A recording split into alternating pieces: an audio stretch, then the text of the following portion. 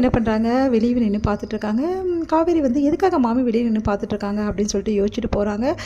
என்ன மாமி வாசலே பார்த்துட்ருக்கீங்க அப்படின்னோடனே, ஒன்றும் இல்லை விஜய் வருவாரான்னு பார்த்துட்ருக்கேன். விஜய் ஆமாம், அந்த அம்பி வந்தோடனே முக்கியமான விஷயத்தை பற்றி அவர்கிட்ட பேசணும்.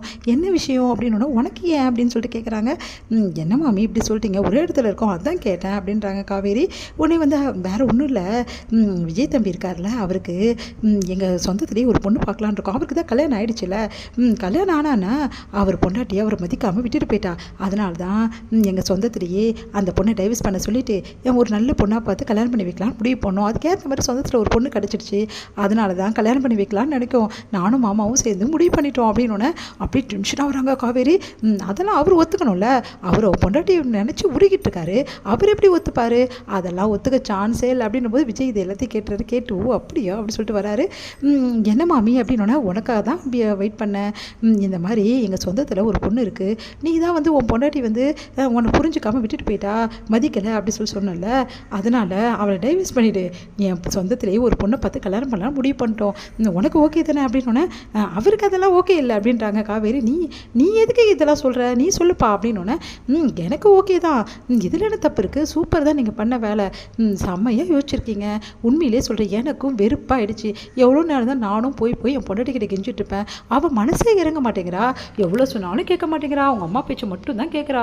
இப்போ வரைக்கும் நான் சிங்கிளாகவே எவ்வளோ நாள் தான் இருக்கிறது மாமி, நீங்களே சொல்லுங்கள் அப்படின்னோடனே, அதுக்கு தான் அம்பி நான் சொல்கிறேன், அவளை டைவர்ஸ் பண்ணிவிடு, நிம்மதியாக நான் சொல்கிற பொண்ணை கல்யாணம் பண்ணிக்கின்னு சந்தோஷமாக இங்கேயே தனி கொடுத்தன இருந்துரு, பிரச்சனையே இல்லை, தனி கொடுத்துனம்மா, இதுவும் சூப்பராக தான் இருக்குது மாமி, எனக்கும் ஆசையாக தான் இருக்கு மாமி, அப்புறம் என்ன பேசிடலாம் அப்படின்னோடனே, சரிங்க மாமி எங்கள் தாத்தாவை கூட்டிகிட்டு வரேன், அதுக்கப்புறமா பேசி, ஓ உனக்கு தாத்தா கூட இருக்காரா, ஆமாம்மா கூட்டிகிட்டு வந்தோடனே நீங்கள் பேசுங்க, அதுக்கப்புறம் பொண்ணு பார்க்க போயிட்டா போச்சு அப்படின்னு. ஐயோ அம்பி என் பேச்சு அப்படியே கேட்குறான் தட்டாமல், பார்த்தீங்களா இந்த அம்பி எப்படி இருக்கானே, எனக்கு கூட போகிறது தம்பி இப்படிலாம் இருப்பானா பாருங்கள் எப்படி இருக்கானு அப்படி சொல்லி சந்தோஷப்படுறாங்க மாமி. சரி இப்போவே அதுக்கு வேலையை நாங்கள் ஸ்டார்ட் பண்ணிடுறோம், நாங்கள் வரோம் அம்பி அப்படி சொல்லிட்டு போகிறாங்க. ஐயோ மாமி அப்படி சொல்லிட்டு காவேரி அப்படியே நிற்கிறாங்க. காவேரி விஜயை பார்த்து முறைக்கிறாங்க. அப்படியே விஜய் வந்து ஐயோ மாட்டிக்கு பொண்டாட்டிக்கிட்டே அப்படி சொல்லிட்டு நடுவு பார்க்குறா. எங்கே நடுவு பார்க்க இல்லைங்க அப்படின்னு சொல்லி சொன்னோன்னே, நான் விளையாட்டுக்கு தான் சொன்னேன் காவேரி, நீ சீரியஸாக எடுத்துக்காது ப்ளீஸ் டி அப்படின்றாரு.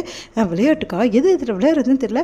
இப்போது மாமி உண்மையிலே பொண்ணு பார்த்தா என்ன பண்ணுறது, பொண்ணு பார்த்தா வேறு என்ன பண்ணுறது, கட்டிக்க வேண்டியது என்னது கட்டிக்க வேண்டியதான், இல்லை அந்த பொண்ணுக்கு வேறு இடத்துல பார்த்து கல்யாணம் பண்ணிடுவாங்கன்னு சொன்னேன். இங்கே பாருங்கள் நீங்கள் பண்ணுறதெல்லாம் கொஞ்சம் கூட சரியில்லை, தேவையில்லாதெல்லாம் பண்ணிட்டு இருக்கீங்க அப்படின்னோடனே, இங்கே பாரு காவேரி கோச்சிக்காத, நானும் என்ன தான் பண்ணுறது, ஒரு வேளை நான் சிங்கிளாகவே இருந்து சிங்கிளாகவே முடிஞ்சிருந்தேன், என் கடமை என்ன பண்ணுறது, அதுக்கு தான் நான் சொல்லியிருக்கேன்ல, நீ என்ன சொன்ன என் கூட சேர்றேன், நான் சொன்னேன் உன் அம்மா கோவம் தெரிஞ்சு சேர்றேன்னு சொன்னால் கூட பரவாயில்ல, உன் அம்மா கோவத்தை எப்படியா நான் போக்கிடுவேன், நீ என்னன்னா வெண்ணிலா வந்து சம்மதிக்கணும்னு சொல்கிற, அவளுக்கு வந்து நல்லா வந்து குணமாகி அதுக்கப்புறம் அவள் சம்மதிச்சு இதெல்லாம் நடக்கிற காரியமா, யோசனை பண்ணிக்கோ காவேரி, இந்த மாதிரி எனக்கு நிறைய ஆஃபர் வந்துக்கிட்டே இருக்கும், அப்புறம் உனக்கு தான் கஷ்டம் அப்படி சொல்லிட்டு போகிறாரு. உங்களை அப்படின்னு சொல்லிட்டு செம்ம டென்ஷனாக வராங்க. இங்கே வந்து உட்காந்துட்ருக்காங்க மனசு கஷ்டப்பட்டு நம்ம காவேரி படிக்கட்டில். அப்போ வந்து தாலி எடுத்து பார்க்குறாங்க. பார்த்துட்டு வந்து ஐயோ இதுக்கு சோதனை வந்துடும் போல் இருக்கே, இந்த மாமி வேறு இப்படி பண்ணுறாங்களே அப்படி சொல்லிட்டு டென்ஷனாக வராங்க.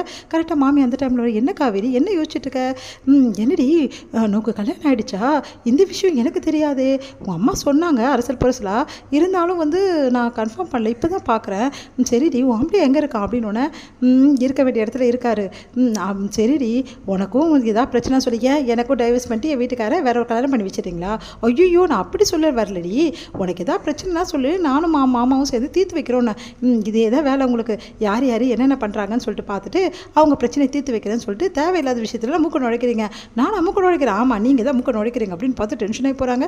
இவங்க இவ்வளோ டென்ஷன் ஆகிறா அப்படி சொல்லிட்டு யோசிக்கிறாங்க.